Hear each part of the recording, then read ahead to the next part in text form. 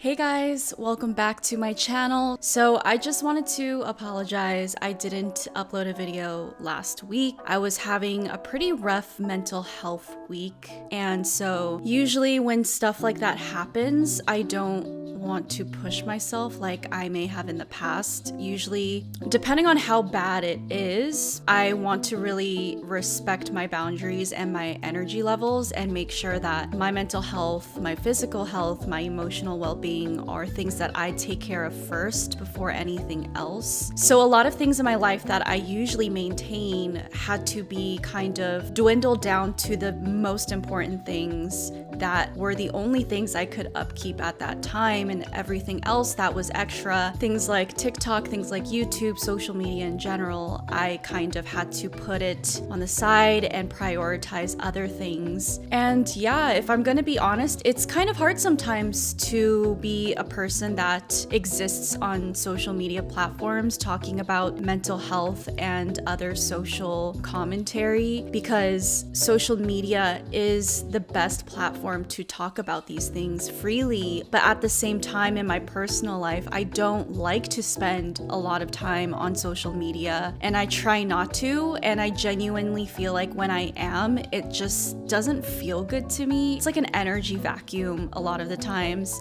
And so when I do have to wake up in the morning and hop on TikTok, hop on YouTube, and figure out what it is I want to post, be creating on almost an everyday basis, it could be very overwhelming, especially when I am struggling a little bit more in my personal life with other things I'm going through. And I kind of just wanted to talk a little bit about that today. Another update is it's Pisces season. I'm a Pisces, for those of you who may not know. I had my birthday that just passed yesterday, which is February 22nd, and I was pretty excited for my birthday this year because 2022, my lucky number is 2 for obvious reasons, and so I was excited to have, those angel numbers this year. I definitely felt like the week leading up to my birthday was so incredibly intense for many reasons. I had to really process and reflect on this a couple of times. For those of you who may or may not relate, but having alexithymia as a result of autism can affect someone in many ways. For example, for me, I could be feeling a general sense of anxiety and depression for a good amount of time and not necessarily know why I'm feeling that way or where it's coming from. And I'm kind of just still running like an engine until I can't anymore, and my routines start to get affected, my work starts to get affected, and I really have to make time out of my day to really try to reflect and process what it is I'm going through and why I feel the way I feel. I'm just only recently starting to slowly come out of like the depressive type of state that I was kind of in this past week. One, I feel like it's pretty normal, especially people who have trauma, who have PTSD, who are healing from trauma and PTSD, to have moments throughout their lives where they do fall in and out of depressive states. The depressive states can last for a day, they can last for a moment, they can last for weeks, they can last for months, but I think it's pretty common, and it's not necessarily attached to your life's circumstances, although I think it could be.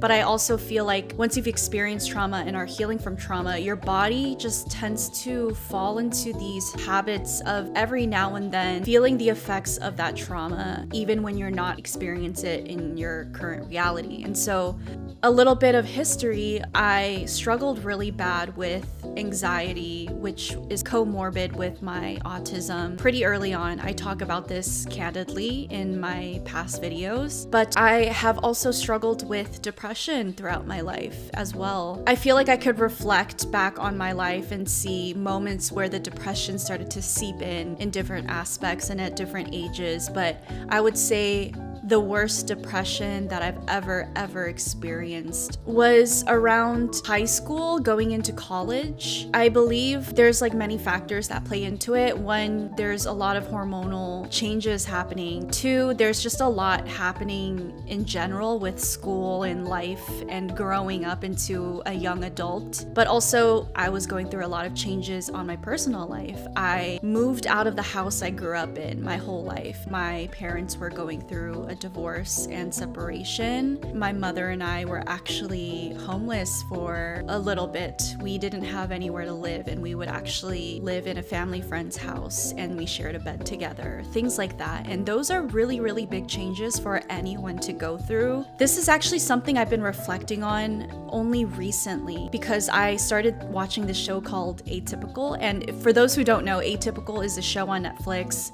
of an autistic individual, an autistic boy in high school. Spoiler alert. I'm in the part of the show where he's going through a lot of changes within his family because his parents are splitting up. He found out that his mom had an affair. His sister is going to a new school, so he doesn't have her around. And he also doesn't have his therapist that he built a relationship with. And he's having a hard time finding a therapist that he feels comfortable with and he feels like they click. Because all these changes are happening, he had a really hard time transitioning from what he was used to into this new life and all these new circumstances. And watching that scene kind of made me reflect back on my life and this specific era in my life where I was going through a lot of life changes. Like I just stated, I didn't have any stability during this time, no stability at home. Granted, I never really had stability at home, but physically, I literally didn't have a stability of a home. I didn't have a support system in general, like friends, family. I wanted one, but I just didn't have one. And it's funny now that I'm reflecting on it because when I was in the thick of all of these changes happening, I wouldn't say I registered that I was depressed because I think there's a certain point where you really,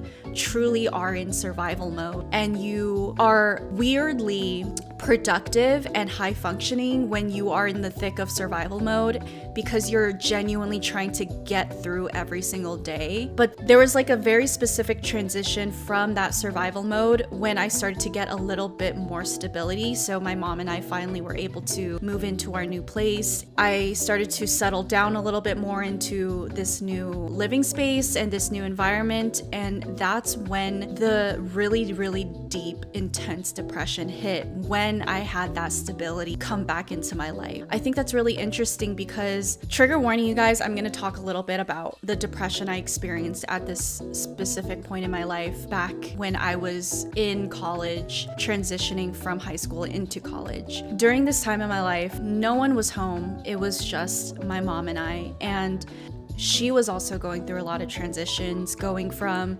working at her old job and trying to transition into working for herself. And so she was essentially working 2 jobs for a while. And so she was never really home. She would wake up in the morning, go to work, and then after work, she would immediately start working at her second job. My brothers were also away in college, and they've been away in college for years now. They didn't really come back. And as well, I wasn't on talking terms with my father because of the years and years of abuse I faced in his household, and I just did not want to talk to him because when my parents split, it wasn't an amicable split. The lead up to that was very intense and very traumatic. And so I spent at least a year not talking to my father. And so I was literally all on my own. The very few friends I did have had moved away for college as well, and so they weren't in my physical vicinity. And the type of friends I have just are not big texters because I'm not a big texter. All these very specific and unique circumstances lined up in a way where I was extremely isolated and I felt so alone and had no support system. And when I was in this specific time in my life, I genuinely was so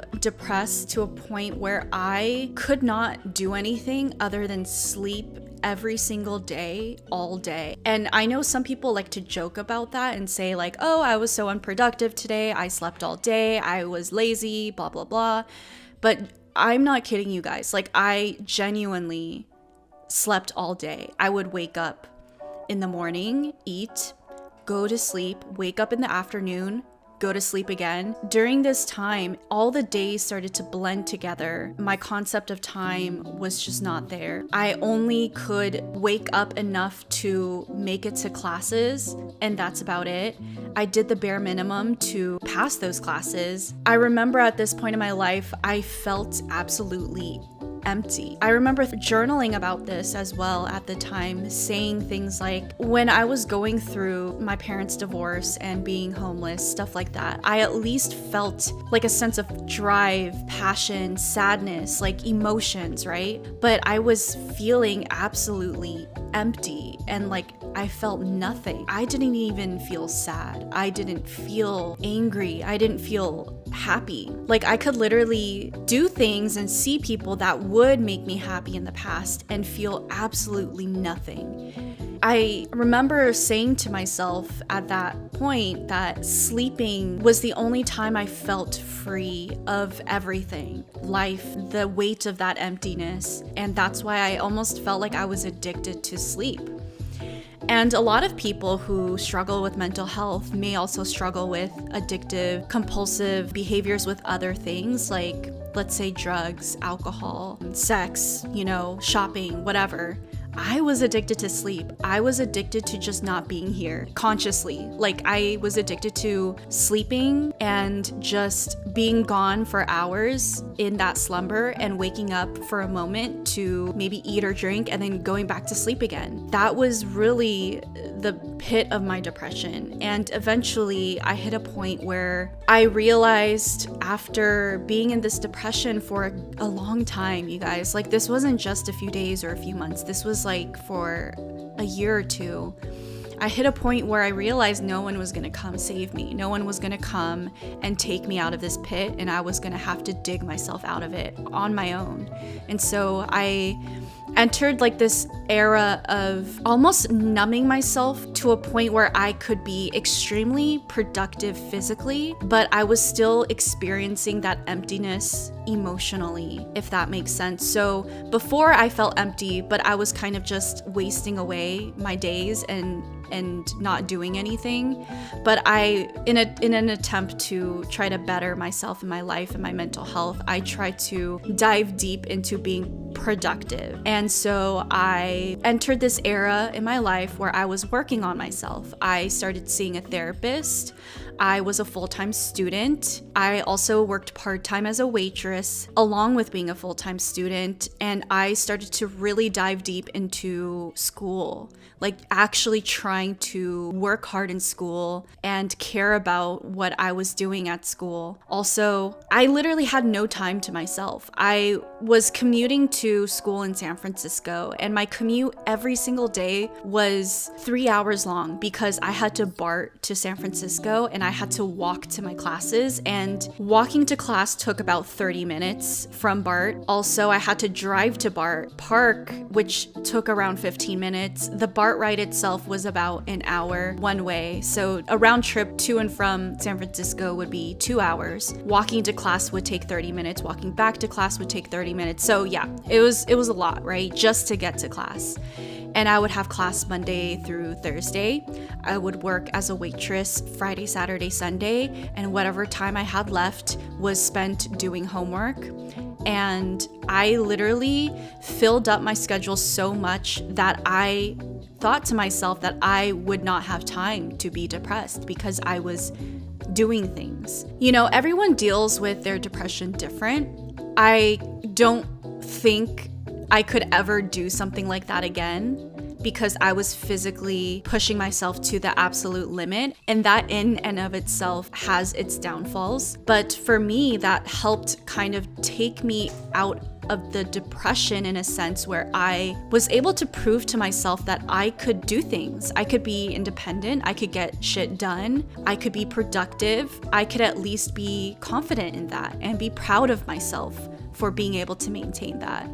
But there was other aspects of my life that weren't able to be addressed, right? Like the the trauma, the ways I perpetuated the trauma continually in my relationships and friendships and other aspects of my life. But at least I could show myself that I could have my shit together. I kind of entered that phase of being numb but productive, so very high functioning, for around 2 years. And after I finished college, I started to transition into this other part of my life where I was now in this new place in my life for a while now, living on my own with my mom. Everything kind of just settled in a little bit more. And so I was able to kind of slow down a little bit after college, really kind of look within myself and those wounds that couldn't necessarily be addressed right away, and start to really do that healing. I was on this more healing, self-empowerment type of journey after college, and I would say that that journey is still something that I am still in to this day. And that part of my life has been around 4 to 5 years long now, where I'm just really working on myself, making sure that I can continually heal from my trauma and how it perpetuates itself in my life, and address that, foster love around me with my relationships with other people, and making sure that I'm doing things that are in alignment with myself. I feel genuinely thankful that I was able to foster this life that I have for myself now. And when I look back on what I went through in these various cycles throughout my life, I genuinely don't think I could do that again. It was really fucking hard. I'm not gonna fucking lie. It was really, really, really, really hard. And I have so much empathy for myself at those points in my life, because that girl who went through those specific things, she is strong, and I respect her so much. But flash forward to current day. This past week leading up to my birthday, I had a very unique experience of feeling a wave of depression, and I hadn't felt that in a while, especially for this long. It lasted for about a week, and I'm only now slowly coming out of it. There was a day where I was laying in bed trying to truly reflect on why I was experiencing this depression right now, because nothing in my life is eliciting this depression to come forth, but yet I am experiencing it. So I really wanted to bring some awareness into myself and see why this was coming up. I'm gonna start with like the objective things, because those are easy to understand, right? I traded in my MacBook so that I could use some of that money to purchase my new device, my iPad. I didn't think anything of this. I was actually really excited to start anew almost, and be able to continue working on a new device moving forward. For me, when I do stuff like that, like I call this like phasing out the old for the new through objects. When you phase out old objects and bring in new objects, I feel like that brings in a new energy, and it helps you go through and transition into a new cycle. Intuitively, I felt like I was ready to move into a new cycle, and I have been for a while. And so when I went to UPS to trade in my laptop and I went home, I noticed that I started to experience the depression when I traded in the laptop. And I know to a lot of people that might seem like they're not connected and they shouldn't be, and it shouldn't be a big deal. But this is a part of my autism, is I get attached, whether I'm aware of it or not, to inanimate objects. It's not just a laptop to me. This laptop was with me since I was in high school all the way through college. I used it on an everyday basis. I built a routine around this laptop. So much of my physical experience in this world is through this laptop, and everything is set up in such a familiar way. And so when I got rid of it and I didn't have that laptop anymore, I felt like this immediate sense of like detachment from all these familiarities that I no longer could tap into. And I felt this sense of loss, like I couldn't function. I didn't know what to do with myself. For example, when I wake up and I could just pop into work, write emails, set up appointments, do research, I could do that easily, right? But now I couldn't do that anymore because I didn't have my laptop. And that really throws me off because my routine is now thrown off. And so I started to fall deeper and deeper into like this depressive state. But at the time, I didn't realize that was the reason. I didn't know that I was getting depressed literally because I traded in my laptop and no longer had it. I didn't know they were connected in that way. But now that I am like coming out of the depression and gave myself time to reflect, it's crazy that this depressive state that I fell into for a week literally started from just getting rid of that laptop. Something that I genuinely didn't know would affect me that deeply, but it really threw me in for a loop. And it started to spiral into other aspects of my life. Like, I just didn't know what to do with myself anymore. I couldn't seem to get work done anymore. I still was able to see my clients, which is, at the top of my priority list, but I couldn't make my TikTok videos anymore. I couldn't film the YouTube video. I couldn't fathom editing a YouTube video because that usually takes a whole day. I literally just did the bare minimum, which is take care of myself and take care of my clients, and that's it. I just was in that weird, numb limbo place of being depressed. And that's just kind of like how I experience depression. I know everyone is different. I know some people are just extremely sad and moody when they're depressed, but for me, I tend to feel very numb and disassociated and anxious. Like I can't do anything. I just become completely paralyzed as well. I remember looking at my plants even during this depression and thinking to myself, how can I keep these plants alive? I can't fathom watering these plants and taking care of them. Like, what if I just let them all die? And I felt this weird satisfaction in that thought. Like, if I just let all my plants die, I wouldn't have to worry about them ever again. Things like that. Yeah, that's kind of what I've been experiencing the past week. I'm slowly coming out of it. You guys, don't worry about me. I can take care of myself. I self-soothe very well. It's just sometimes you have to allow yourself to be in that pit and allow that wave to ride itself out and to not force yourself out of it. Because I very much so could have just woken up every day and forced myself to be productive and forced myself to continue on with life, but I don't believe in that. I really feel like I need to honor whatever I was going through that week. I felt like I was going through a lot of downloads. I was just kind of like taking it and being open to it as well. I cleansed my house, I saged, I did everything. I cleaned my space, I moved things around, I energetically cleared it. And so the dreams have been slowly stopping. I'm finally getting rest. And I'm finally coming out of the depression, getting used to working on my iPad, things like that, getting grounded again and getting my feet into a new routine. Yeah, this is such a great example of how individuals with autism can really be thrown off by the smallest things, like smallest things to other people, but to us, it's like a really big deal. One item that has nothing to do objectively with your productivity, you're just trading in one laptop for another item. Like both can get the work done, right? But just because I was so used to this object and had it in my life for years and now it wasn't in my life, that literally threw me off for a whole week and sent me into a depression. And that's just a part of having autism. And sometimes a part of dealing with your symptoms of autism isn't to scrutinize yourself, to force yourself out of how you operate naturally, to be ashamed of it, to beat yourself up, but to just simply ride that wave, to honor what you're going through. If you're feeling depressed, if you're feeling very, very paralyzed, like you can't do anything other than just take care of yourself and the very essentials of life, then that's okay. Allow yourself to ride that wave out, knowing that that's not going to be permanent, and to slowly come back into a new routine. Give yourself time to get used to that new routine and the new objects that you have, right?